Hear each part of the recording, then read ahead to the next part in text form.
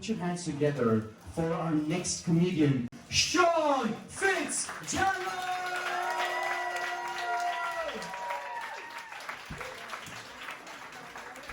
Very much, Sean. Thank you very much. Yeah. I like Rahul says he has too much energy, but he means he stole my cocaine. Which, yeah, so my name's Sean, and I'm from Ireland. Being from Ireland means about 40% of the room straight away thinking this guy's drunk. Fair enough. 40% thinking, Jesus Christ, does he know there's an open bar? And the last 40% going, well, given the way he thinks percentages work, either he does or he went to the same school as the Congolese lady down the back.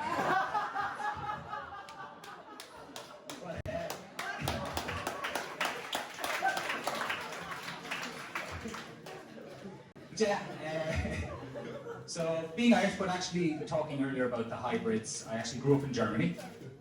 I like the way that there was a sorry before I even finished the words. That's okay. It wasn't that bad, don't worry. But yeah, you know, being half Irish, half German is a little bit interesting. There's a bit of a strange dynamic. There's a half of me that wants everything done perfectly, efficiently, correctly to the T, monitoring every detail. And the other half of me goes, yes, but we'll do it tomorrow.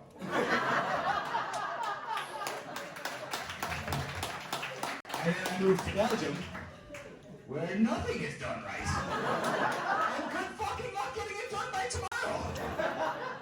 But there's some upside to being half German, half Irish, you know. Spend a lot of time in the pub. Sometimes I lose track of where I sit. I know which chair is mine. It's the one with a towel on it. It's been there since this morning. Gotta reserve those seats. But just to add more interesting things to the mix, my wife then is American. Woohoo! Woo! Yay! That's how enthusiastic I was at the start.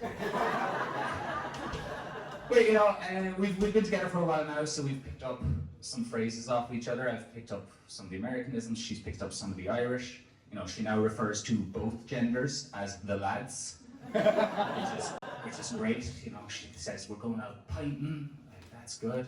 But at the same time, I picked up some Americanisms. You know, I sometimes accidentally say herb, or oregano, or parmesan, or if he didn't want to be shot, he should have complied with the officer. It's obviously one I gotta be careful with. But we also had a son recently. Thank you very much. I say recently, he is 7. But if you say I have a 7-year-old, you don't get an applause. Well, people who know me, that's actually a bit of a miracle. You know, growing up, I wasn't the most successful with ladies. Not the sex god you see before you now. With a son. I say sex god because, like God, my sex life, a lot of people say it's a good thing and definitely exists, but there's no hard evidence. That's some good luck to anyone. Luckily, he's too young to hear me denying him on stage. That's alright. But, you know, I wasn't that successful when growing up, but I just used to tell everyone it was for religious reasons. You know, every time I approached a woman, she would just say, Jesus God, no. It's a legitimate excuse, but there was also the benefit of moving from Germany to Ireland. I had to learn a new emergency number. And when my parents told me, I was like, well, that's easy. I'll just remember what all the ladies in Germany said to me, which was 999. I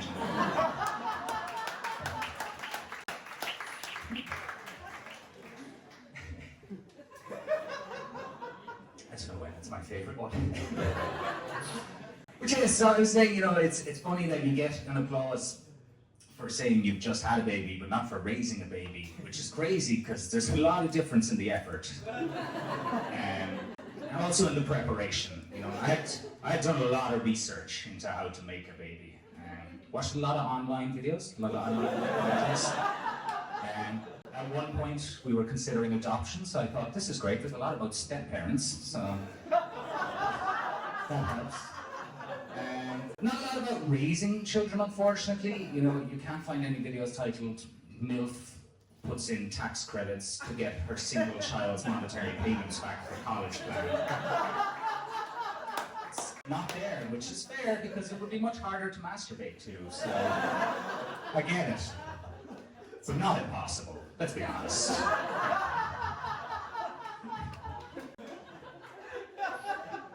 Having kids is great. Obviously, besides the, look, I did definitely have sex, you have to believe me. He looks kind of like me. Kids do say some funny things, it's great. My son asked me recently, and he said, hey Dad, I was like, yeah. He's like, do you ever accidentally poop in the shower? Then you have to like squish it down with your foot? And first off I said, well Pete, that is fucking oddly specific. I think you and me are taking a trip to the bathroom without looking in the shower. But obviously I said no. You know? He did say accidentally.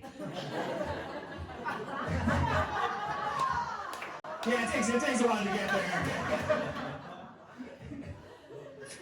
Or, you know, so another thing he recently said, you know, hey Dad, do you ever, like, you know, make up a quote that I said just to facilitate a joke by setting it up with, you know, a fake quote by me, your amazing son, and you, the great comedian? Hey, that's ridiculous, don't be silly, let's go filling these orphanages. After I learn how to speak again.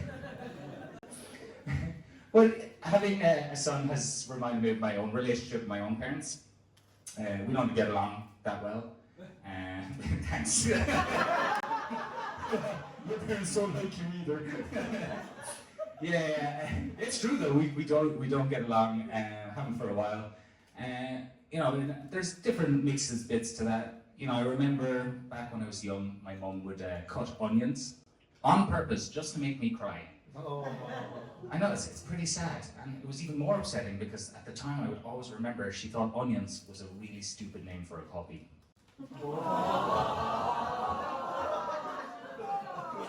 Yeah, I don't get along with my parents, haha. Hypothetical puppy getting caught, fuck no, you crossed the line, bitch. Thanks for the support, guys. I appreciate it. But yeah, you know, my parents, I told them I wanted to be a stand-up comic, and they burst out laughing at me, which was super supportive. So, you know, spins and roundabouts from their side. That was pretty cool of them. And they said to me, you know, why do you want to be a stand-up comedian? And I said, well, you know, same reason every straight white guy wants to be a stand-up comedian, you know? I went to a comedy show, I saw someone up on stage who had spent years developing their craft, writing jokes, going to open mics, performing in front of crowds like this, you know, working on it day after day, night after night, year after year, until they got to the point where they did this show before me, and I laughed, and I thought, I could do that. Yeah. So I'll give it a go. And funny enough, it worked out, because here I am, so. Sometimes the confidence of a straight white man, you know, it works for you.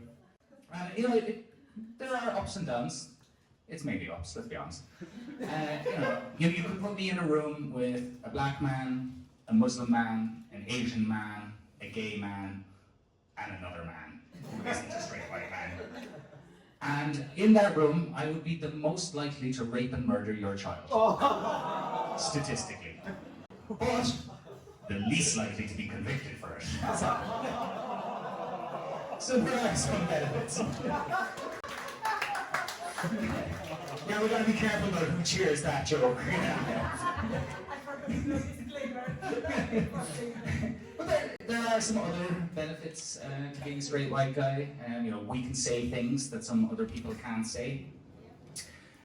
You know, for instance, one of my favorites is politics don't really affect me, so I don't pay much attention. It's a nice one. It's just great to say in Brussels, it gets people so angry. Or another one that comes up for me a lot is, I don't know how I got the promotion, I'm not even qualified. It's a nice one. It's worth out a few times. My favorite though definitely has to be, no officer, I don't think I will. Not a lot of people have that privilege. But when it comes to comedy, you know, people think, where do you want to go with it? What do you want to achieve? And I always say, you know, some comedians have the dream of Montreal comedy just for laughs, some want to have their own show, some want to make TV. I want to, and this is going to sound very stereotypical being an Irish guy, I just want to get to the point where after a show, people buy me beer. That's it. Where somebody just comes up to me and is like, that was great, there you go. Fucking yes, brilliant. But, you know, when it comes to that, you know, most times people are like, hey, Sean, how you doing, blah, blah. Can I buy you a beer? Let me buy you a beer. I don't know if anybody else here is Irish. No? Woo! My friend that I know all the way back. There's just two of us. But don't worry, that's enough to run into your bar. You guys don't realize how outnumbered you are. But yeah, so people come up and say, let me buy you a beer, can I buy you a beer? But the problem with being Irish is we always, you know, we say, no, you're fine, but we do want the beer. So I want you to remember, if you're thinking later, hey, I should ask that guy if he wants a beer. Remember, I'm a straight white guy. Just pretend I'm a rich one in college in America. Consent is not even a consideration. Thanks very much, guys. Thank you. Please give it up for Sean!